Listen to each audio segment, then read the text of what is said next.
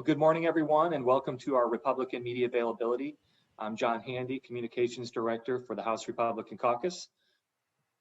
With us today on the House side are House Republican Leader J.T. Wilcox from the 2nd Legislative District and Ranking Republican on the House Environment and Energy Committee, Representative Mary Dye of the 9th Legislative District. And from the Senate, we have Senate Republican Leader John Braun of the 20th Legislative District and Senate Republican Caucus Chair Ann Rivers from the 18th Legislative District. And with that, I would like to hand it over to House Republican Leader J.T. Wilcox. Well, thank you everybody for being here. We are in the middle of floor action. It's moving at kind of a deliberate pace right now. I appreciate, I don't know if Hannah's on, but I listened to Hannah Scott this morning talk about the felon voting bill this morning on Cairo. I thought did a great job, and I appreciate the way that she represented the debate. And that one is probably the most interesting one so far. We have some, I think, big issues coming up, and among the biggest is low carbon fuel standards. And that's why we asked Representative Dye to come in today. Well, thank you, JT. I'm really glad to be able to talk about it. You know, there's been a number of really important bills that are going through the Environment Committee that are now moving to the floor, and I wanted to bring your attention to them. The low carbon fuel standards, House Bill 1091, and healthy home, clean buildings that are, you know, they are definitely the programs that give green groups some extra giveaways, but they have harmed union workers and the working class. Really, it's the average Washingtonian at the pump that ends up paying the price. But in particular on the low carbon fuel standards that we're going to hear in the next day or two, it is definitely not going to help in any tangible or real way environmental gains in our community. You know, it's in committee, we heard all of the businesses that were in support of the clean fuel standard, and they were all looking to qualify for their share of credits. And the refineries that are working out of our state and working in our state, they have to buy those credits to be in compliance. And so you saw the hydrogen investors, the biogas entrepreneurs, they were all really looking forward to benefiting from the purchase of those credits in our petroleum industry and our refineries in our state. But what happens is that the middle class, the guy that has to go to the pump, he ends up having to pay the price because the fuel refiners have to put that extra cost into the cost of the fuel. And you know, in California, they have worked really hard to get a low carbon fuel standard to work. They're not very far along into their policy. They're about halfway there, and already the price of California's fuel is 24 cents higher per gallon. And so with this bill, we're looking at a lot of union opposition, people that are working, people that are operating engineers who drive bulldozers, backhoes, loaders, dump trucks, graders. And that's why 1084 didn't get out of committee, is because it had strong opposition from labor and consumers. And natural gas is 1/3 the cost of electrification. So it's just really a terrible time in the time of COVID to see us drive up a lot of the home energy prices. And, you know, I put up my graphic on the screen. You know, there's a lot of environmental problems that people that are being asked to pay more for these ideas would like to see resolved. And urban heat island is a big one that I'm working on. And in a hot day in the summer in Seattle, you'll experience 17 degrees hotter weather than in the surrounding rural areas.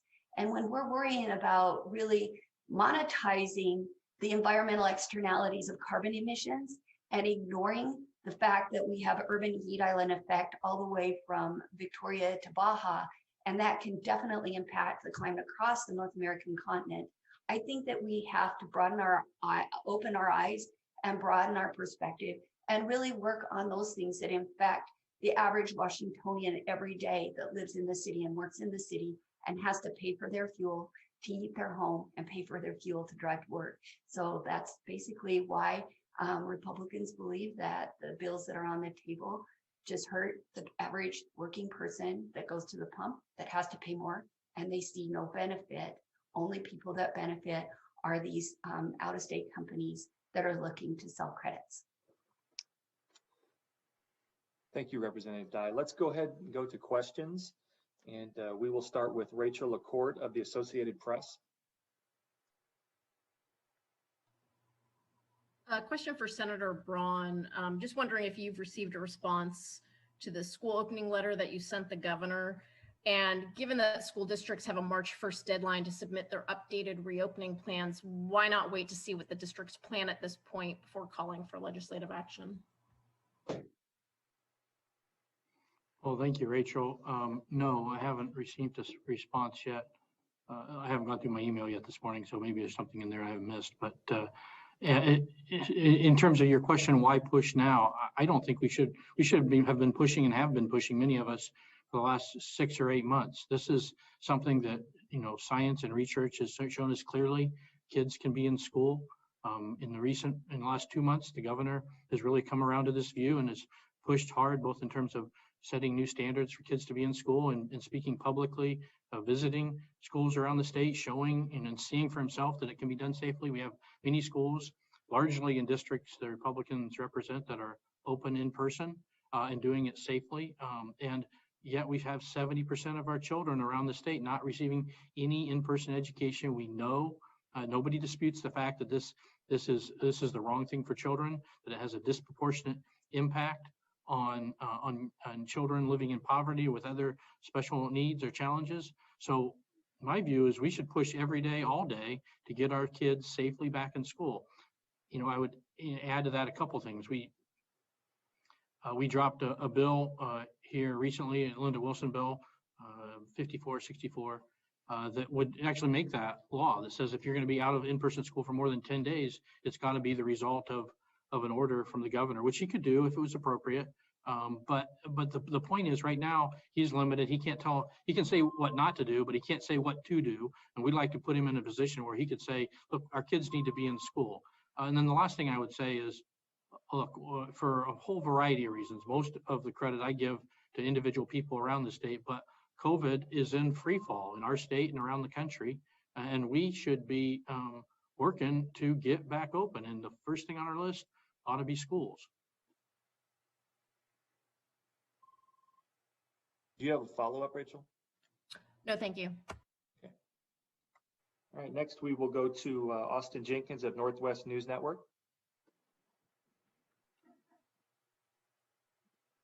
Thanks, John. I had a question about the capital gains tax, which I guess we're all watching to see if it comes up for a vote in the Senate in the near future. The argument that the advocates seem to be making is that sort of setting aside the question of whether the budget would balance with or without taxes, they're saying that this would help the state get out of the recession faster, and that for every dollar of government spending, essentially would be $3 into the economy. And I was just interested if somebody could address that idea that this is a form of stimulus, a form of getting out of the recession more quickly. And in that sense, less about balancing the budget and more about the moment we're in. Wow, you're ahead of me, Austin. I hadn't heard that argument, but the notion that somehow we can tax our way out of economic recession seems like a hard argument to make. And I think the people of the state of Washington would have trouble getting on board on that argument. I mean, even at the federal government, we have several stimulus packages now, pushed by both sides of the aisle. But even there, they recognize that giving more money just to government is largely the wrong answer, and they pushed to send folks money directly to people. Why not just let people keep that money in their pockets to begin with lower taxes? I just see this as, hey, it turns out they called us on the falsehood that we need more money to deliver a balanced and robust state budget. We need another argument, and this is just another argument. But it certainly doesn't hold water with me. I doubt very much it holds water with the average Washingtonian. You're well aware, Austin, that historically the people of Washington have rejected an income tax, and I believe all the facts say that this is an income tax, despite claims to the contrary, that they've rejected it, and I think they'll reject it again. And this argument, I just don't see being a compelling argument for the average Washingtonian. Austin, let me add something else. Laying aside the absurdity of you can put more money into the economy by taking it away first. We have the opposite problem coming up. If we look just a little farther ahead, and our job should be to look a little farther ahead, I think after the next action at the federal level, the state's going to be awash with money. And to me, the thing that we need to be concerned about is using these federal dollars in one-time ways that will help us, and at the same time, not create a bow wave that is the beginning of the next crisis. Because when we try to absorb federal dollars into our budget that are going to end soon, it means that those will have to be replaced later with additional revenues, or else we'll have one more of these huge crises that result from what are kind of imaginary deficits. So let's set ourselves on a sustainable path in terms of spending, one that fits the means that we have at hand. And by the way, most people I think now recognize that the Washington State revenue system, with all of its flaws, provided about the most stable cash flow of any state in the United States. So we have a system that actually, again, with plenty of flaws, provides a much more predictable flow of resources of the government than any other place in the country. Did you have a follow-up, Austin? No, thanks. Okay. Next, we will go to Essex Porter of Cairo TV.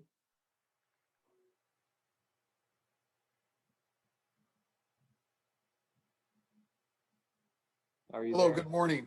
I hope you're hearing me. Yes.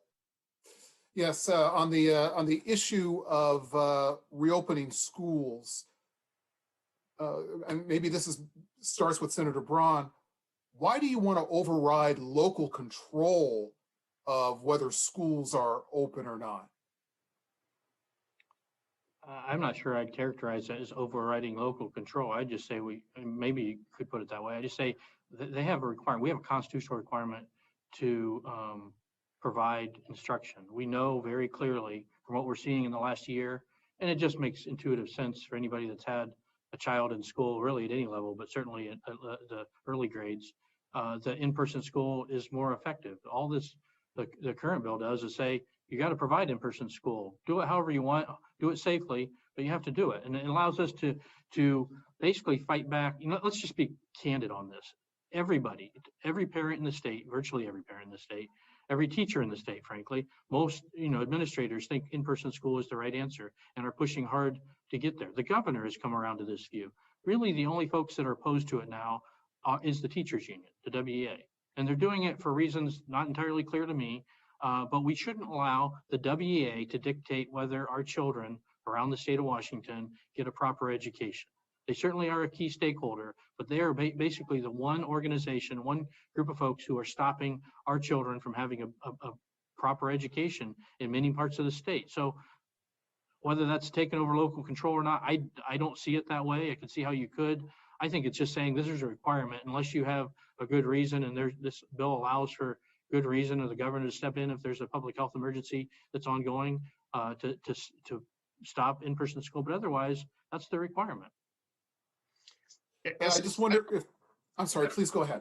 I don't think we can allow, we wouldn't be doing our job if we allowed this new normal to become the status quo. We have to push back on that. And we're not trying to eliminate local control. What we are trying to do is restore the former status quo, which is the default is we're in school and kids are coming first.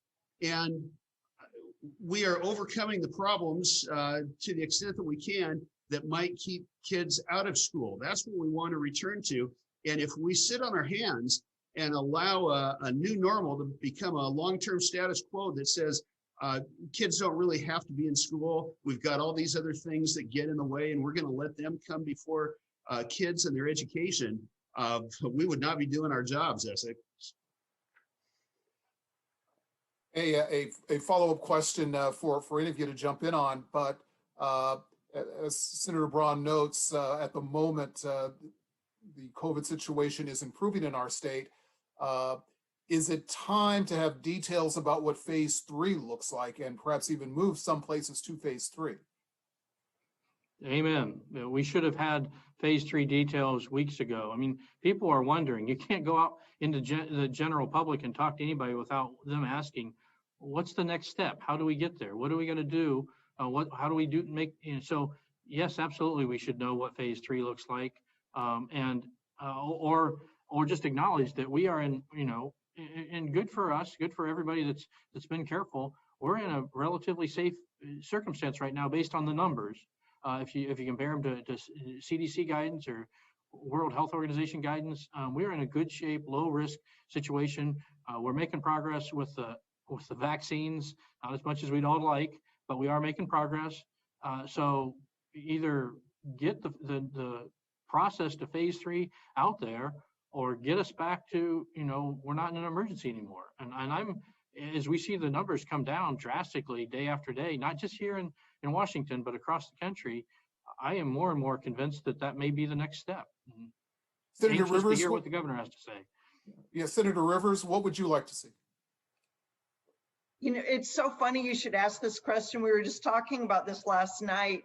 The time to build the car isn't 10 minutes before you need to run to the grocery store to get a gallon of milk. This should already have been set up. And we really need to keep the pressure on the governor to keep things moving in that direction, to have a plan. It is beyond belief that as we see, what are the numbers, the daily numbers just 3 weeks ago in Pierce County were like 700 new cases a day, and now they're right around, hovering around the 100 per day. I mean, so we are seeing a rapid decrease. And so it just seems to make good sense to have the plan ready to go so everyone knows. I will tell you there's significant depression in our state. We have seen suicide deaths outpace COVID deaths, and we're seeing a disproportionate number in our youth, which is another reason we need to get kids back to school. We know learning is social. We know that that the social nature of school lends to youth mental well-being. So I think that it's silly of us to not have a plan right now so everyone knows what the score is and we can proceed and get things back to normal so we can get our collective mental health back to something that looks more like normal. Thank you all. I would chip in on that as well, that, my local business community needs certainty. And not having that certainty is creating a lot of anxiety because they've been going week to week trying to hang on with the supports that have been offered, but there's not even certainty that those are going to be available. And they are waiting to see if they can rehire, get their staff back in, how they're going to pay the rent on their building. And they're really suffering right now. There's not enough certainty. And that we just need to know what the plan is going forward. They've been so willing to do what is required, but now it's going to the point where so many of them just can't recover. There's just not enough there left on them to be able to do so. And it's just the uncertainty, maybe they can make arrangements, but they don't know how long it will continue in this condition. It's the waiting that's just causing so much stress in my communities out in Eastern Washington. All right, next we will go to Sarah Gensler from McClatchy. Thank you.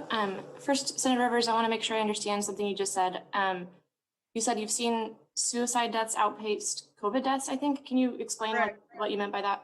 Yeah, I mean, exactly the number of deaths in our state. And we just got this during a healthcare presentation, I think a week and a half or 2 weeks ago, that suicide deaths have outpaced COVID deaths. And the source for that, I believe, was Dr. Unitzer, who is well regarded from University of Washington and is standing up our new mental health program in the state that was as a result of the True Blood decision. So yeah, true story. Okay, completely different topic. Senators Braun and Rivers, a couple weeks ago, we talked about the governor request bill that would create a state office of cybersecurity. At the time, your response was one of sort of resistance to creating a new, like, quote unquote, bureaucracy. The bill passed unanimously out of the Senate yesterday. So can you talk about how your understanding of the bill or the bill itself changed to the point that you were able to support it? We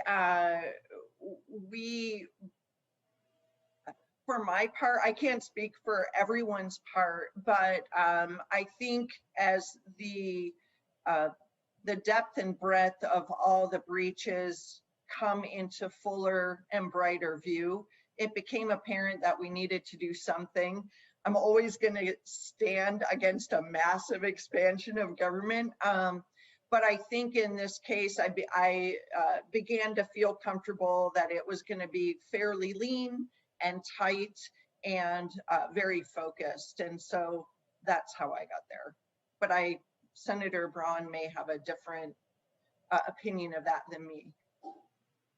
Not a significantly different opinion. I mean, I just think it's, there you go. It turns out that legislators do actually read the bill, listen in committee, and sometimes change their minds. I think, I think when we talked about it a couple weeks ago, there's never any question in our minds that this is a challenge for us now and will be a challenge in the future. We were skeptical whether that was right solution. But I think in this case, did our jobs, thought about it, and voted accordingly. And fortunately for us, if we didn't get it quite right, we have the House here to back us up, and they'll think about it, put it through committee, and I'm hopeful that we'll get a great outcome and be prepared for this challenging issue in our future.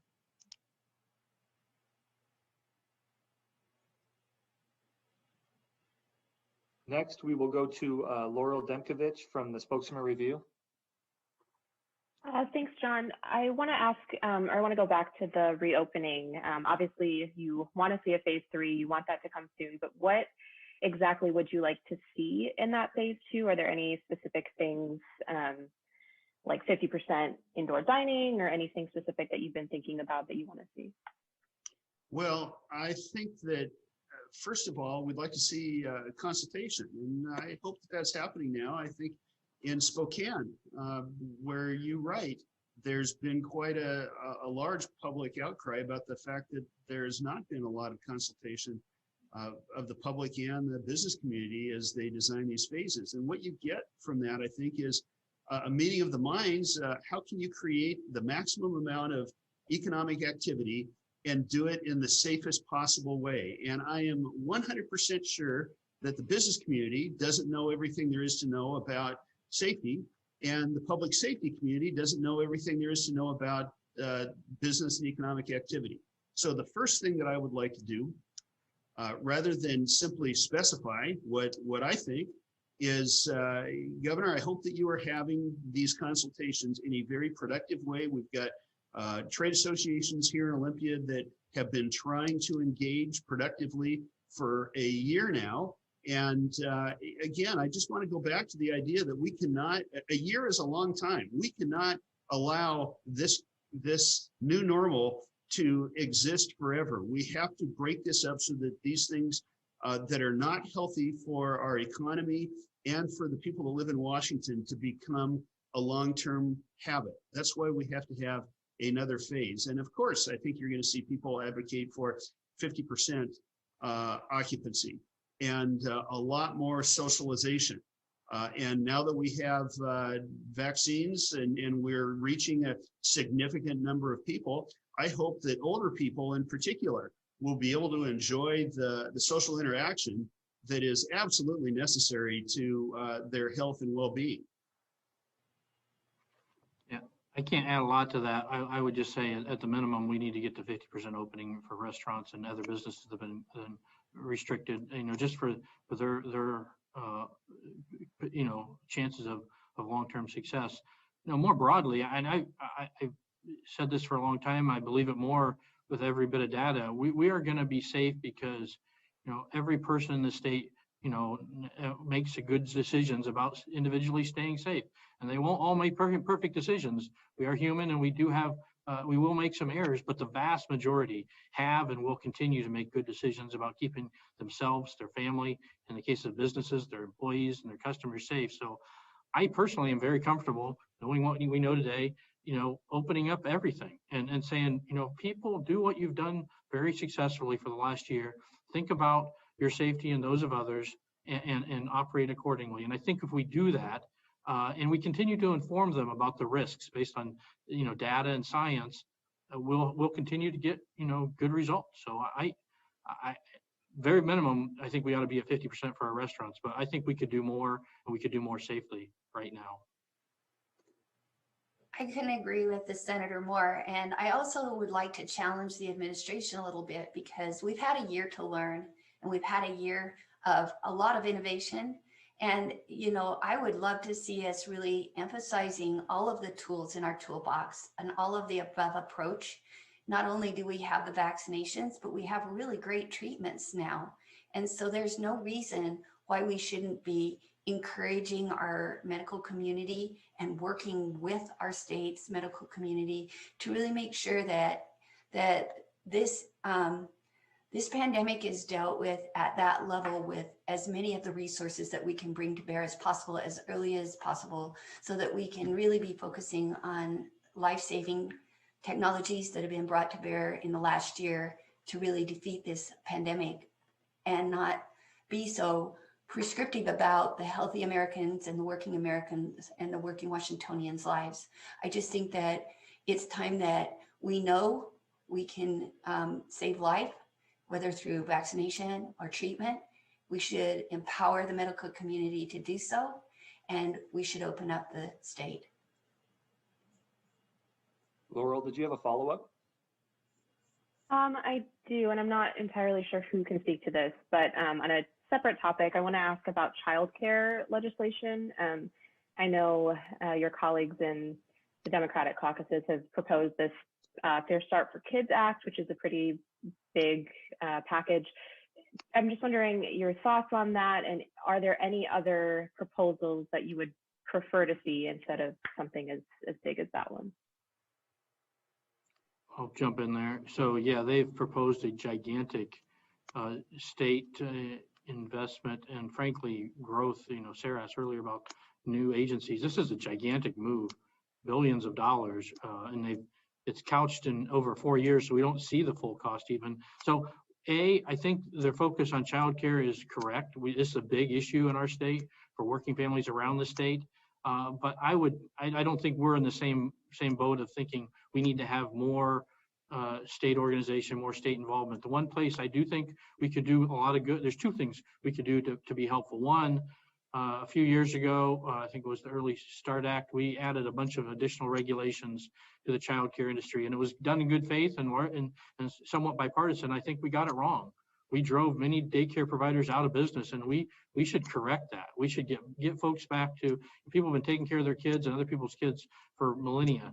We should stop thinking that we all of a sudden have a better idea.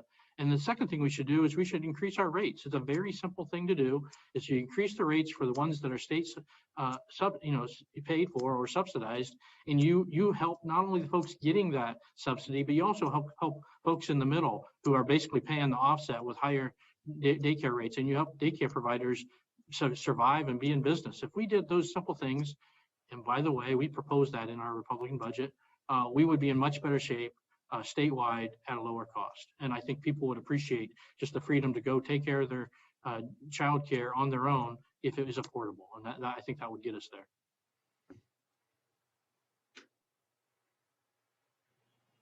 Next, we will go to Keith Eldridge of Como TV. Hi, good morning.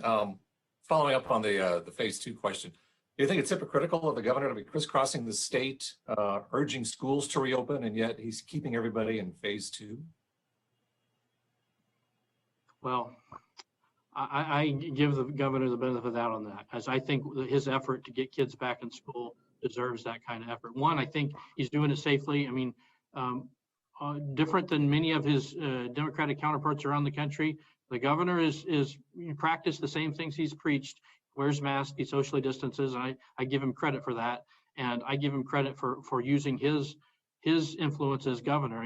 He's in a bind. He can't order him back to in-person school, but he can lead by example. He can get out there. He can see empirically that some schools are doing it safely and share that information. So we don't always, come alongside the governor on every effort, but in this one, we are. He's doing the right thing. We need to get our kids back in school.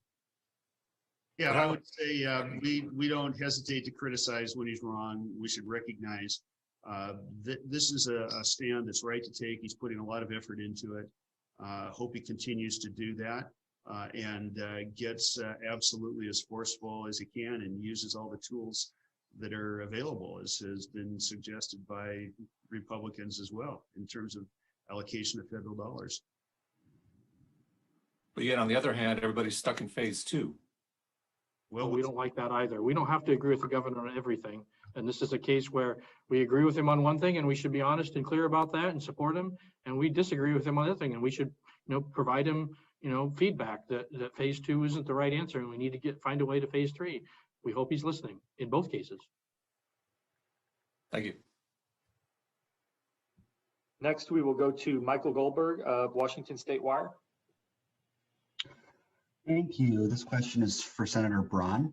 The Senate Freedom Caucus unveiled their transportation funding plan this week, which proposes taking the sales tax revenue from the sale of motor vehicles and putting it into the gas tax account to fund transportation projects. I wanted to gauge your support for that idea and how you view that proposal more broadly compared to Senator King's proposal.